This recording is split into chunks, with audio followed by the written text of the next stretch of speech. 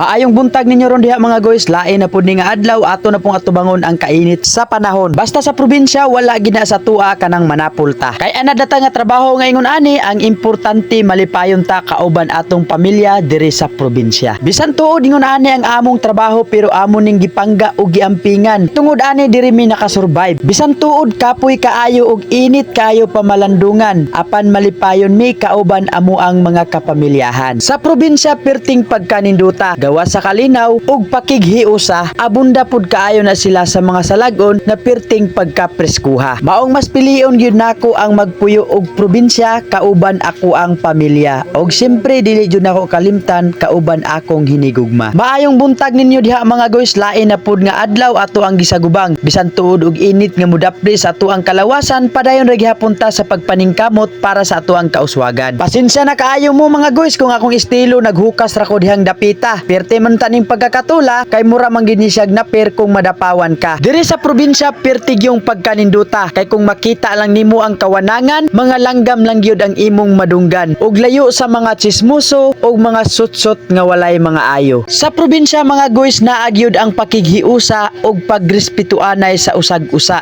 Ilabi na kung adunay mga okasyon nga moabot sa tagsa-tagsang nayon sa ilaha. Gawa sa pakighiusa ug respetuanay, maayo pud kaayo ni sila moabi-abi ug naa ni sila yung mga bisita sa probinsya. Sa nayong probinsya dili ka magutman ug dili ka mahayan kung ang mga bisita muanha sa ilaha. Kay wa na sila pagduha-duha sa mga sudan nga ilang idahan sa inyo ha. Dali nilang madahan ang manok Bisaya gyud mauna ang pinaka-espesyal sa ilaha. Guys, mas nindot makahuman og eskwela bisan tuod proud probinsya ta. Kay tungod sa ato ang pagka-proud probinsya diri ta nakasurvive ug diri ta nagkuha og source of income ug dili gihapon nato kalimtan ang pagpasalamat sa ato ang mga ginikanan kay tungod nila nakahuman ta og eskwela. Maayong buntag ninyo ron diha mga guys, lain na pud ning adlaw nga ato ang giatubang perting pagkainita basta magkugita diri sa probinsya. Basin natingala mo diha nganong ngun ani akong trabaho nakahuman naman ta ko og eskwela. Sa nakabalo diha nga mga content creator, nagdouble income na ta diring dapita. Lain na pong buntag mga guys, atubang na pud ta sa kainit sa panahon ingon ani magid ni basta sa probinsya. Basta probinsya mga guys, matik madiskarte gyud ka. Dili sa ingon nga nagsugod na tag income, muhunong na ta. Pwede ta mo pahuway pero mupadayon ra gihapon para sa ato ang kaugmaon. Kauban atong pamilya, maong palanggaon nato sila.